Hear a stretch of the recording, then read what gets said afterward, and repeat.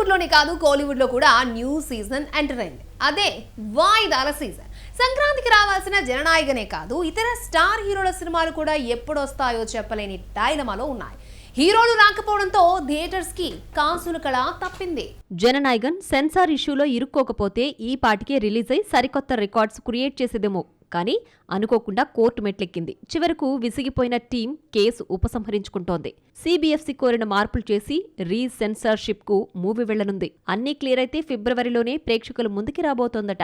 గత ఏడాది 100 crore film load చేసి స్టార్ హీరోల సరసన చేరిన young hero Pradeep Ranganathan love insurance కంపెనీని తీసుకొచ్చేందుకు నానా అవస్థలు పడుతున్నాడు. గత ఏడాది రిలీజ్ కావాల్సిన ఈ బొమ్మ ఈ ఏడాది వ్యాలంటైన్స్ డేకు వస్తుందని కాలీవుడ్లో టామ్ అయింది. కట్ చేస్తే ఉలుకులేదు పలుకులేదు. ఇప్పుడు సమ్మర్లో రిలీజ్ చేద్దామని అనుకుంటున్నారట మేకర్స్. సూర్య ఆర్జే బాలాజీ కాంబోలో తెరకెక్కిన కరుపు కూడా ఎప్పుడొస్తుందో చెప్పలేని సిచ్యువేషన్. గత దీపావళికి అనుకుంటే పోస్ట్ ప్రొడక్షన్ వల్ల డిలే అయింది. ఒకవేళ జననాయకన్ పొంగల్కు రాదని తెలుసుంటే ఆ ప్లేస్ సూర్య మూవీ ఆక్యుపై చేసేదేమో. కానీ అది రాలేదు, దీనికి ఛాన్స్ ఇవ్వలేదు. దీంతో సంక్రాంతి థియేటర్స్ బోసిపోయాయి. ఇక కరుపు సమ్మర్ రిలీజ్ అనుకుంటున్నారు. అదే టైంలో వెంకీ అట్లూరి తెరకెక్కిస్తున్న సూర్య 46 కూడా సమ్మర్ పై ఖర్చీఫ్ వేసింది. మరి వేసవికి ఏ మూవీతో వస్తాడు ఈ సూర్యుడు? ఈ లెక్కన నెల్సన్ రజనీకాంత్ ఫిల్మ్ జైలర్ 2 అనుకున్న టైంకే వస్తుందా? సాధారణంగా 1 or 2 మూవీస్ ఆడకపోతే హీరోయిన్లకు ఐరన్ లెగ్ ట్యాగ్ తగిలించేస్తూ ఉంటారు. ఆఫర్స్ అంతంత మాత్రంగానే ఉంటాయి. కానీ ఈ బ్యూటీ ఖాతాలో వరుస ఫ్లాప్స్ అయినా సరే ఆఫర్స్ కొల్లగొడుతూ స్టార్ కిడ్స్ ని లైన్ లో పెడుతోంది. ఇంతకీ ఎవరా లక్కీ గర్ల్? టాలీవుడ్ నయా సోయగం భాగ్యశ్రీ బోర్సే గ్లామర్ ట్రీట్ ఇస్తున్నా, పర్ఫార్మెన్స్ చూపిస్తున్నా విజయలక్ష్మి ఆమెను వరించడం లేదు. బచ్చన్లో నడుమ అందాలు చూపించిన, కాంతాలో మహానటిలా మారిన భాగ్యకు హిట్టు భాగ్యం దక్కలేదు. అయినా సరే ఆఫర్స్ వచ్చి పడుతున్నాయి. అలా ఇలా కాదు, టాలీవుడ్ స్టార్ కిడ్స్ తో జోడీ కడుతోంది వయ్యారి. అక్కినేని వారసుడు అఖిల్ సరసన లెలిన్ లో స్క్రీన్ షేర్ చేసుకుంటోంది మహాలక్ష్మి. అక్కినేని ఫ్యామిలీలోకి ఎంటర్ అయిన భాగ్యశ్రీ మెల్లిగా మెగా కాంపౌండ్ లోకి వాలిందని సమాచారం. వరుణ్ తేజ్ సరసన బచ్చన్ బ్యూటీ ఫిక్స్ అయిందని తెలుస్తోంది. ప్రెజెంట్ కొరియన్ కనకరాజ్ చేస్తున్న వరుణ్ నెక్స్ట్ మరొక లవ్ స్టోరీకి ఓకే చెప్పాడట. రోబోటిక్ AI లవ్ స్టోరీగా మూవీ తెరకెక్కబోతున్నట్లు సమాచారం. టచ్ చేసి చూడు ఫేమ్ విక్రమ్ సిరికొండ వరుణ్ తేజ్ ని డీల్ చేయబోతున్నాడట. మైత్రి మూవీ మేకర్స్ ఈ సినిమాను నిర్మిస్తోందన్నది లేటెస్ట్ బజ్. హిందీలో క్యామియో రోల్స్ కి పరిమితమైన భాగ్యశ్రీని స్టార్ బ్యూటీగా మార్చింది టాలీవుడ్.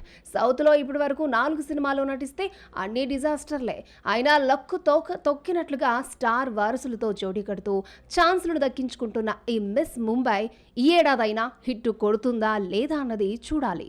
కంప్లీట్ మూవీ కోసం తమన్నా 5-8 కోట్లు రెమ్యునరేషన్ చార్జ్ చేస్తుంది. ఇక 3-4 నిమిషాల ఐటెం సాంగ్ కోసం అయితే 5 నుంచి 6 కోట్లు పుచ్చుకుంటోంది. మొన్న న్యూ ఇయర్ పార్టీలో కనిపించేందుకు నిమిషానికి 1 కోటి తీసుకుంది. స్పెషల్ అపీరియన్స్ కి ఎంత తీసుకుందో. తమన్నా అంటే కమర్షియల్ యాంగిలేనా? కానీ అంతకు మించి అంటున్నాడు ఓ డైరెక్టర్. ఇండస్ట్రీలోకి అడుగుపెట్టి 20 ఏళ్లవుతున్నా మిల్కీ బ్యూటీ తమన్నాకు క్రేజే తగ్గలేదు. ఓవైపు సినిమాలు, మరోవైపు ఐటెం సాంగ్స్ తో 2 చేతులా సంపాదిస్తోంది. చెప్పాలంటే ఎంతోమంది స్టార్ బ్యూటీలకు ఆమె ఆదర్శం. ఐటెం సాంగ్స్ చేసినా కూడా హీరోయిన్స్ గా ఆఫర్స్ కొల్లగొట్టొచ్చని ప్రూవ్ చేస్తోంది. సినిమాకు 5 నుంచి 8 కోట్ల వరకు రెమ్యునరేషన్ చార్జ్ చేసే తమన్నా స్పెషల్ సాంగ్ లో 5 నుంచి 6 కోట్లు చార్జ్ చేస్తుందని టాక్. మొన్న గోవాలో న్యూ ఇయర్ పార్టీకి 6 నిమిషాల పర్ఫార్మెన్స్ ఇచ్చినందుకు 6 crores తీసుకుందట. అంటే నిమిషానికి 1 కోటి రూపాయలు. ఇలా సినిమాకు ఈక్వల్ గా ఐటెం సాంగ్స్ కు రెమ్యునరేషన్ తీసుకునే తమన్నా భాటియా నెక్స్ట్ ఓ రోమియోలో కనిపించబోతోంది. ఈ సినిమా కోసం అసలు రెమ్యునరేషనే తీసుకోలేదట. ఈ విషయాన్ని స్వయంగా దర్శకుడు విశాల్ భరద్వాజే వెల్లడించాడు.